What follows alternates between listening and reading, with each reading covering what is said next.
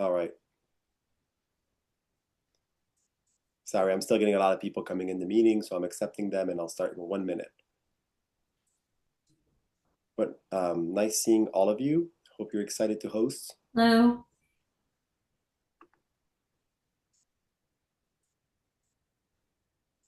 As you see, Marla is here, and I know you guys recognize Marla mostly. This is a meeting of a la carte students mostly, so a lot of participants who are hosting individually students throughout the summer. No, I actually just had to use it because ChatGPT did not know what's going on. Oh no, did the answer key help you? Yes. Okay. All right. Two more people. One, two. And it's cool because this year we have, families from all around America. We have Utah and we have California, of course, but we also, I think, have a family in North Carolina. So we're expanding our host family reach. Exchange students discovering all of America. All right, I'm gonna start. Here I go. Welcome everybody to our quick, hopefully 30 minutes orientation for all new and also past host families with We Connect. We Connect is really specialized in one thing and one thing only, and it's short-term full immersions during the summertime for European students. As you know, a lot of our students come from France because I'm French and we work with agencies all around France over the last 10 to 12 years. We always try to get more students from different countries. We have Spanish, we have Italian, we have Danish and German, but a lot of our students are French and they love coming on our program and word of mouth because all of our host families are exceptional. They tell their friends, this has changed my life. I became more confident after coming on the program. So thank you to you, all the host families, for doing this. It really changes their life. Oh, some people are still coming in and I can't accept them. How do I get out of here?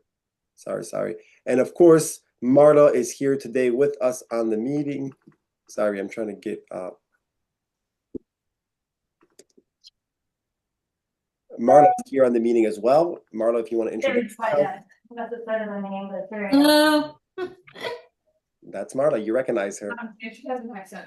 Yeah. Oh, I'll try again. It's a bit frustrating because I have to log out of my shared screen to accept people. I don't know why it's not doing it automatically. So here we go.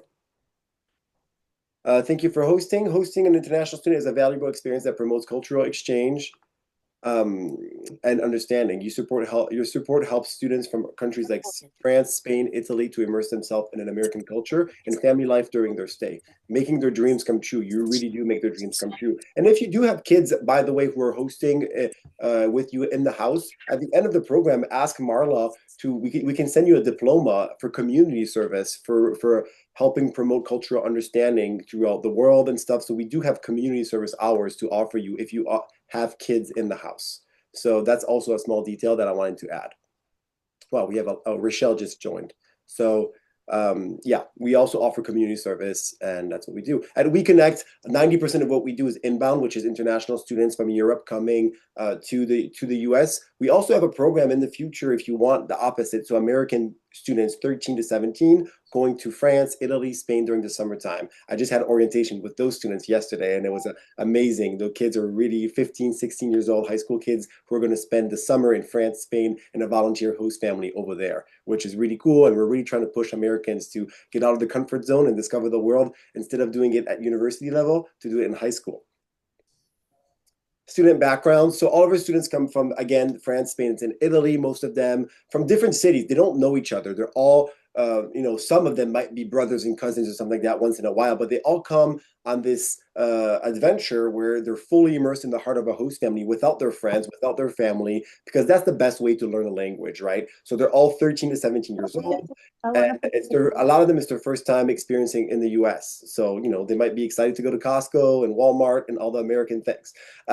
Their goal is to become part of your family for a short period of time during the summer. And I think this program is really cool because instead of hosting for a year, you only have a shorter time. And we do create a lot of families get a huge bond with their host family by hosting for just 3, 4, 5 weeks during the summertime. So they want to also, of course, they want to improve their English. And there's no better way to improve your English than just to share the daily life with an American family. And that helps a lot. The fact that we only put one student from each country per host family really helps them be fully immersed in their language learning. As soon as you start talking French to another French kid or Spanish to another Spanish kid, you kind of lose that full immersion effect. Getting in touch with your students prior to arrival. I think most of you have already been in touch with your exchange student, which is awesome at this time of the year. Other agencies are scrambling right now, and we already have so many great families who are in touch with their student. If you haven't been in touch with your student yet, please let Marla or me know about it. Just keep in mind there's a 9-hour difference with most European countries that come with us. I strongly recommend downloading WhatsApp on your phone because most Europeans use WhatsApp. And if you're using iMessage, you never know if you're going to have to be paying for it extra or not because it's the blue message versus the green message, you know. So WhatsApp is clear, it's free, it's through Wi-Fi or whatever you call that. So all the information of their contact will be on the first page of their application and that you received during the matching process. And all these pictures, by the way, are past host families welcoming their students. This kid didn't want his whole exchange student to leave. Arrival. Again, you guys today are mostly a la carte families, which is students are coming at different times during the summer. So we ask the host families to pick up the students at the airport. We do have families in Utah and stuff. A lot of them are going to be in LAX and Los Angeles. It is vital for host families to arrive on time, ensuring a warm welcome for the students. We're not going to be there at every single day. We have kids arriving almost every 3 days, so we can't be there every single day per student. So please arrive on time. And remember that most students take between 1 and 2 hours to come out at customs.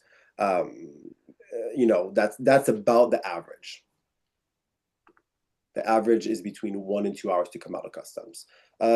You should all have their flights as well. If not, again, contact Marla or me, and we will give you their flight number that leaves from Europe, so you can always go on, you know, the cool apps that tracks the airplane and know exactly if it's on time or not. They usually get off of the airplane, go through customs. I try to tell our students now to like text the host family when you land. It's so much better when you're waiting at the airport to know that the kid's on the airplane and landed. So I try to say that they're teenagers. Some of them forget about it, you know, so just hopefully they do text you, but they should be on that flight anyways. And also I tell them to text you before they leave their country. But you can always check, you know, they're teenagers. So you, as a host mom, host dad, you can always check with them before they leave. Please try to come with a welcome sign at the airport. It makes it so much more fun. And it's not required, but you may also bring anything you want to make their arrival special, like balloons or flowers or flags, and you can always be. So that's always a fun. Usually I'll come get Botox. Yeah, so you can do that. For example, balloons, flowers, and be creative. At departure, I'm just quick. Departure is way easier. If please help your student just check in, and that's the emotional part. You know, hopefully you're crying to say goodbye because he's a great student or she's a great student. So just make sure that you help them check in at their gate. At LAX, it's always Don Bradley departures. And we once in a while, but that Marla or me will let you know, have a student who's using an accompanying minor. And at that point, hopefully you can just sign a paper and pass over the student to a hostess from Air France, and then they accompany them to the airplane. That happens for sometimes 14-year-old students. We'll let you know if you have a student who is Insurance and consent for medical treatment. On page 2 or 3 of their application form, there is a medical consent from the parents. So that's for treatment. You know, some doctors be like, oh, the parents can consent for treatment, and the parents do have a thing that they sign for that. In a non-emergency situation, hosts should contact a number on the card, this is an example of one of the cards of a student coming this summer. They have actually pretty good coverage with Aetna and AVI. And, if it's not an emergency, you can call me and Marla, or just call the number on the card and they'll tell you, you can go to this urgent care next to you and it will be free for the student with their card. But always call the insurance before. Obviously, if it's an emergency, no need to call anybody. That card will cover them. If it's an emergency, you don't have to call in advance. But if it's urgent care or doctor, you can just call the number and they'll tell you where to go. That's it. We will have questions at the end if you guys have specific questions, Cultural exchange and learning. The immersion program Yeah. teaches students English skills while exposing them to American culture. Engaging in, and there's also a chat if you want, by the way. I don't know, somebody has the microphone on. But Hector, a lot of people are asking where the insurance card is. oh, The kids will have it? yeah, all the students have it. And we did orientation with the students this morning and their parents. And we tell them not only to have the card, but also to take a picture of the card on their phone. But if you want the card, I can also send you their insurance cards because we have it at We Connect offices. So I can send it to Marla and then she can send it to you. But we have most of the cards, a copy of it. The kids have it, their parents, it should be on their phone, but we also have a copy, just letting you know. They're all fully insured. We just got the insurances last week. So we would, if you really want a copy of the card, we can send them to you as well. Good question. The immersion program aims to improve students' English skills while exposing them to American culture. Engaging in daily routines provides a rich environment for both the student and the host family. We want you to have a great time as well. A lot of families tell us, hey, without my exchange student, I would have never done this, this, and this. So that's the cool thing, to share and learn about each other's cultures. Family activities. Every family is different, so there's absolutely zero pressure. I think a lot of first-time host families sometimes say like, oh, because I had an exchange student, I had to do this, this, this. And, it's okay. You can go at a slower pace. They know that. We have orientation with the students. They sign up to We Connect knowing that they're going to be shadowing in an American life daily, and every family is different. So you do not have to have any pressure of how much things you have to do. Just do your own life. If you have an idea of this, you can ask your exchange student, like, is there a thing that you particularly want to do, and if it's too far from your house, you just say, oh no, that's a little bit far, there's a lot of traffic here, so that's fine. But it's better for them to be curious and ask questions than just being in their bedroom, which we really discourage. Host families should invite students to engage in planning family meals and outings, enhancing cultural exchange and strengthening the bond. So you can always take them to the grocery store and say, you're from France, make me some crepes, because the French have to be knowing how to make crepes for you. It's part of the fun. The first few days, not all students, but some students could be really homesick. It happens once out of 10 students, and I told them this morning, because I was a lot of students this morning on Zoom as well. I said, it's normal to feel homesick. Don't feel like it's a weird feeling. It's very strange. We had kids before who told me after 5 days, I was still so homesick, but after week 3, they never wanted to leave the house and they wanted to stay forever, so that's just a normal feeling to have, especially with the jet lag, and they're young. So students tend to say yes to everything without really understanding sometimes. Their level of English, I feel like, has been growing better over the last 10 years. A lot of them have a good level of English. Not all, but a lot are getting better. Speak slowly with them, simple words. If you're having difficulty communicating verbally, try writing things down to show your student. They often understand written words better. This is a sentence we had from like 5-6 years ago. I think nowadays with the phone, you can just translate everything if you have difficulty. Your students, even though we don't encourage the phone, it's cheating. Your students will be exhausted after such a long journey, and the time difference, give them time to adapt. Again, that should last 3 to 5 days max. Do not plan anything too ambitious. Simple activities will help the students feel welcome. That's for like the first 24 hours. But honestly, we have families who take them on a crazy adventure after 5 hours, and the kids have a blast. So it depends. Again, each family is different and each student is different. Communicating is the best way to do it. And honestly, I encourage you guys communicating with them now, with the host, the mom in France, just because it's reassuring to everybody and it helps a lot. Cultural shock, some small details, but like, I grew up in France, for example, and I know that like opening the fridge is like so not it's very unpolite to open the fridge, and like in America, I feel like when you go to friends' houses and you open the fridge, it's like, oh, you feel comfortable, I'm so happy, but that's something that's never going to happen for a French student coming to the US. So there's some little things that are culturally different, so just remember that. A lot of host families sometimes tell us, oh, my exchange student's not eating anything, and that might be a French girl from Paris. They don't eat that much. That's just the way it is. Again, cultural difference. So that's nothing to be too alarmed about. Remember rules and local customs in other countries. Be patient and take time to explain what is appropriate and what is not, several times if necessary.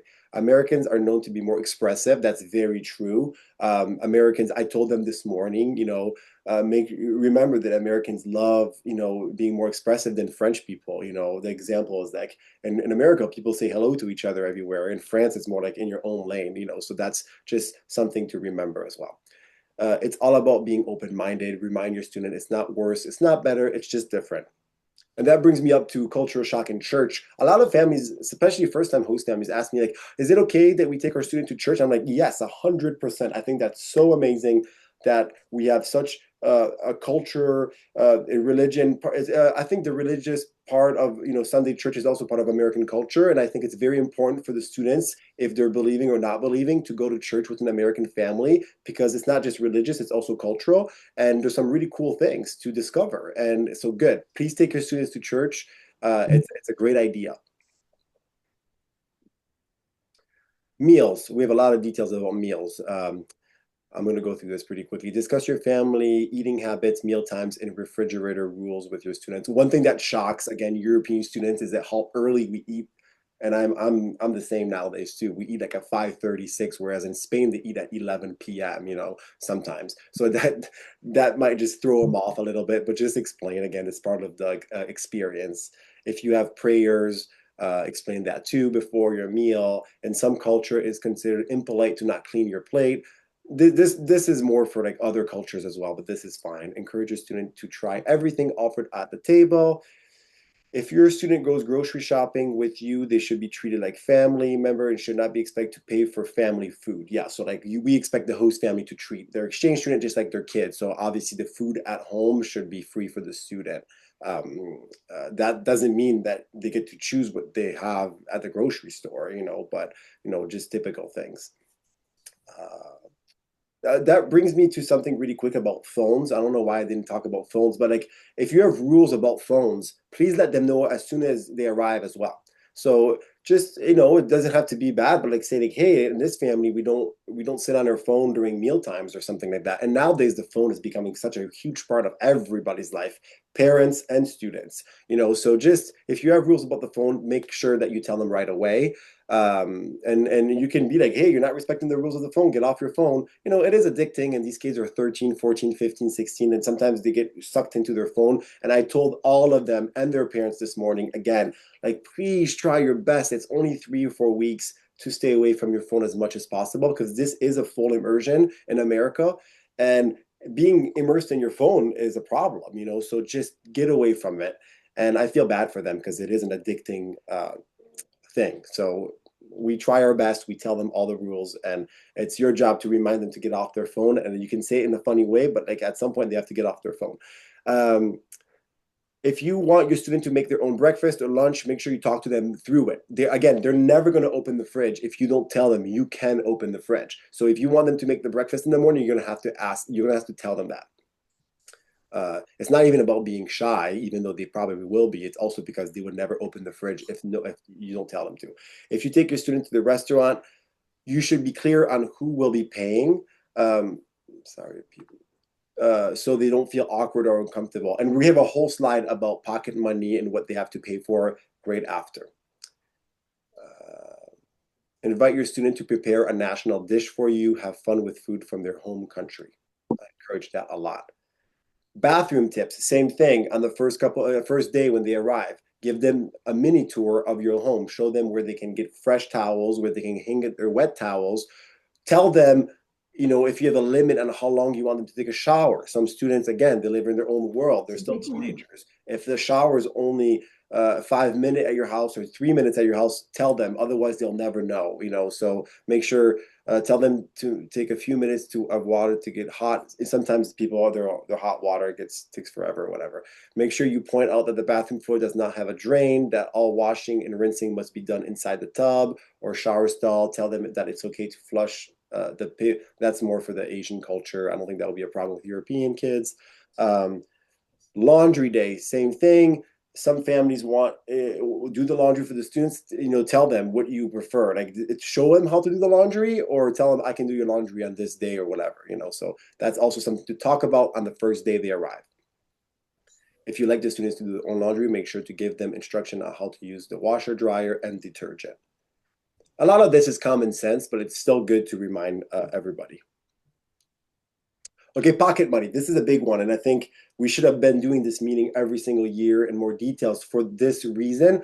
Obviously, you guys are all great, amazing volunteer host families, and therefore, and inflation has just gone off the roof over the last 5 years and everywhere in the US. So we are really, really insisting with all of our students before they come with our partner agencies that the students need to pay for anything outside the house. So you're just a parent, but some parents in the US, they don't, if their kid wants to go to the movie theater, it's like, hey, that's your own money. You want to go to the movie, you use your own money. And the same for you. Some families will pay for it, and that's fine. That's your own choice. If you want to invite your student to a movie theater, that's okay. But we tell our students that they have to pay for everything outside the house, and we talk to their parents. They know about it. They're all very happy to pay for it. So we want to create the less awkwardness as possible around that. So there are some ways to say, hey, we would like to take you to Wild Rivers. It's going to cost this much. Is this something you would like to do? And Marla and I agree. Like at that point, they say yes.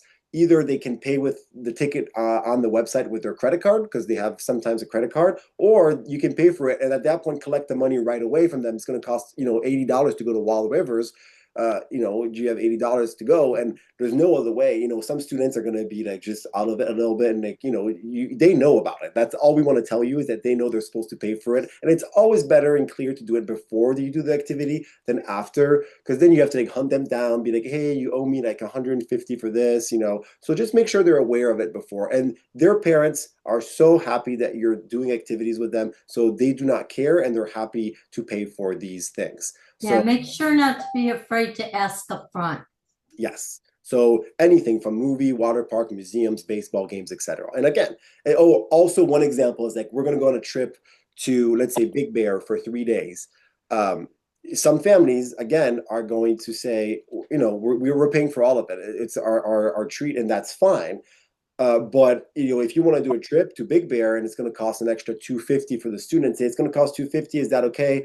In advance, always in advance, and make sure they say yes, and that's good. All the participants are going to bring cash. We tell them $200 per week on average, and US dollar. Sometimes it's a bit hard for them to get US dollars, but they also bring a credit card usually, and we tell them to make sure their credit card's working here and all that stuff. So what else? Am I missing anything on this, Marlo? No, that sounds pretty good.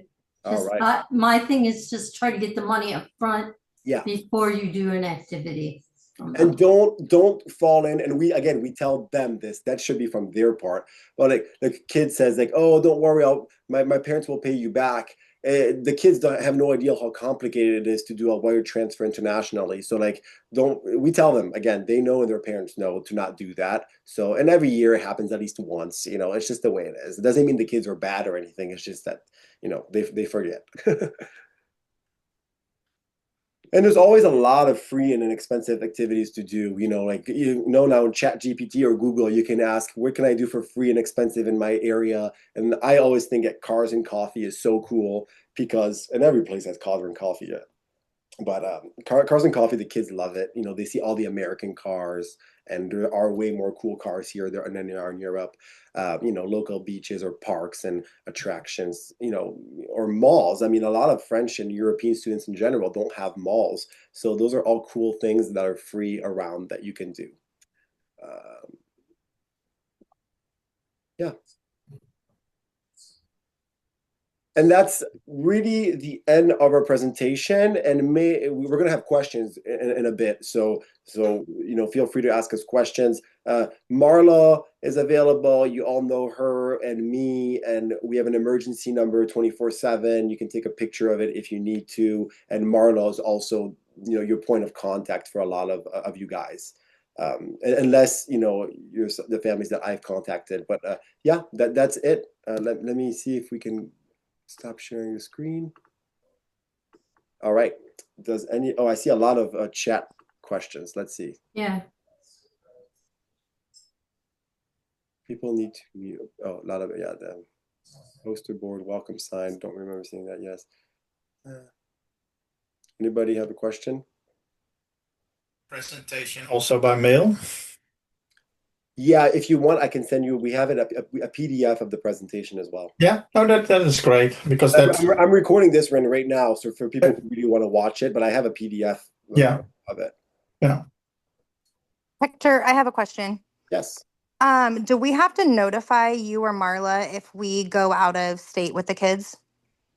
I think it's nice to. There's no particular rule, but like might as well more than us, the parents in France. Be like, hey, Okay. we're, like 2 days prior, we're gonna go to Arizona. Is that okay? Blah blah blah. Mostly them, but might as well do us too. Like that, we know where you are in case there's an emergency. It's not because we want to follow you. It's just in case of an emergency. It's kind of nice for us to know that she's in Arizona this weekend. Okay. A quick text is enough. Are there any concerns now with the stricter immigration, like we had those? That's a good question. We are on a ESTA visa, so all of our students, we say students, but really they're just homestay, participants that are coming during the summertime. They all come on a tourist visa. Everything less than 3 months is tourist visa, and they're not attending any school or anything. So we're not concerned with the J1, F1 thing like that. So they all are going to come through easily. There's going to be no problems for our students for sure. Because you hear the stories now that sometimes people are because we're in the same industry of the people who do the F1 J1 visas. We don't do that. We only do short term, But I know that those peoples are a bit panicky right now. Yeah, house rules. I'm looking at Tiffany Garcia's comments right now. So exciting. Our students' parents message. Yeah.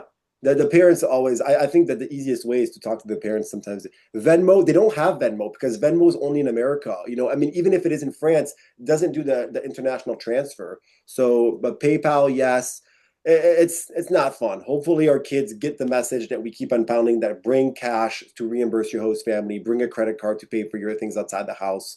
The beach is free, correct? Eating out is a very gray area. That's one thing I want to talk about too really quickly. We have families, so obviously eating out, that we tell the kids, hey, if you eat out once a week or something, you should pay for your own thing. But then in America, a lot of families eat out every single day, and therefore that's a gray area. So it's very hard for me to say exactly who should pay when it's like every single day. I think that like if it's every single day, the host family should be paying for it. But if it's once in a while, we tell our students, hey, pay for that. I would give them an amount if you're paying. Say I'll pay $10 or whatever toward a meal.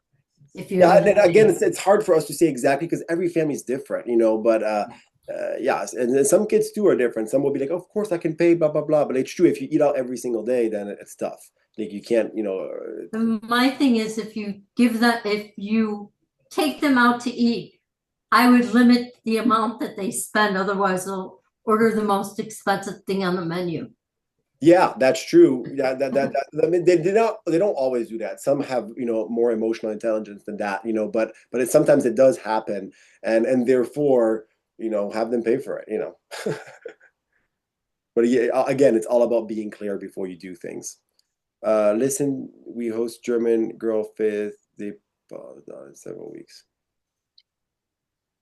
Yeah, don't do the whole thing where like my mom's gonna pay. Every year it happens. It's just a headache. I always I roll my eyes. I'm like, oh, another kid who promised the host family that their parents are gonna pay me back, which they're very honest about it when they say that. It's just that like it's a hassle. I mean, you probably will get the money eventually. It's just if you can avoid it, might as well.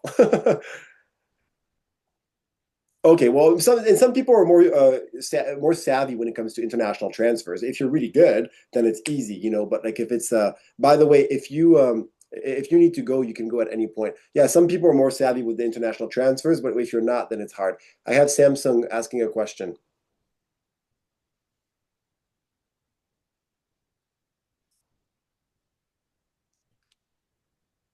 The kids enjoy a lot of different things. The beach, yeah, the mall. I mean, we have families who are more in the mountains and stuff, and they love that as well. Every kid is different. Some kids love horses, so that kid will like hanging out in the ranches. It depends. Hi, Hector. This is Samsung. That's me, Jackie. Yeah, hi, Jack. Anyway, I don't know why my name didn't pop up, but anyway, I would suggest if you have the ability to maybe set out a calendar for a month, if that's too far out to plan, just week by week, and leave it on the counter someplace or on the refrigerator so they can see it. Where you can say, okay, on this day, we're going to go to Malibu Beach, or this day, we're going to go to Santa Monica, just so that way they have an idea. That's a good And idea. then if there's going to be a day that you're going to be at home, you can say, okay, this day, we're going to, be in our pajamas, watch Netflix, and you can make crepes for the family. That type of thing. No, Just, that's a great idea.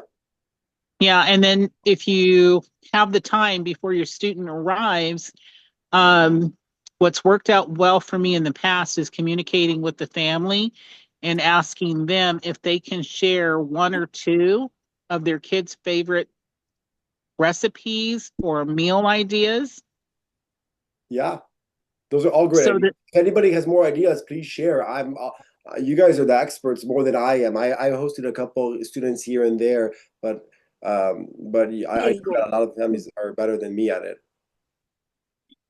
I'm more of the student. I hope I'm more of the student than the host family. I'm just kidding. We do. yeah, I got some really good recipes last summer and loved it. And then the Great. kids, they wind up really liking it because it gives them an opportunity to do something for the host family and bring a little bit of home with them to America. Great. That's awesome. I love it. The kids are so excited. They all follow the social media and the American dream of coming here. And I always tell people like they're excited just to go to, seeing a palm tree for most of them. I see kids taking a picture of palm trees or Costco. I always make that joke, but it's so true. I still think it's exciting to go to Costco as a French, 20 years ago I came, but so there's so many fun things for them. And I think the most exciting part of hosting and seeing how excited they are. So we always hope that all of our kids are overly excited for everything. um,